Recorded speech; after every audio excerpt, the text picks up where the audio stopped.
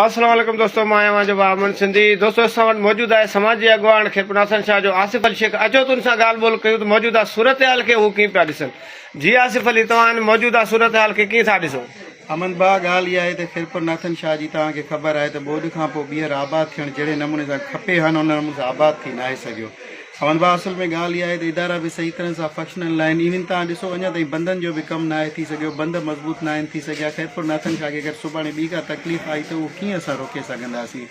हालतूं इहे लॻियूं पयूं त सोशल मीडिया ते सभु को हिक ॿिए खे रुॻो जनम ॾींहं जी मुबारकूं ॾियण में। आसिफ अली, तव्हां सां सुवाल आहे त बंद मज़बूत न थियण लाइ गिरशा जी अवाम छा हिन वल ते कयो आहे? अञा ताईं त कुझु बि कोन कयो अथई। हालांकि करणु त घणो कुझु खपे। सां वकिला बिरादरी आहे, सहाफ़ी बिरादरी आहे, समाजी अॻुवान आहिनि, सियासी अॻुवान आहिनि, सभिनीनि खे हिकु थी करे खिरपुर नाथन शाह जे बंदनि जे लाइ कमु करणु खपे। पर सभु कुझु चुप आहे। ख़बर न आहे त एतिरी वॾी ख़ामोशी छाजे लाइ आहे।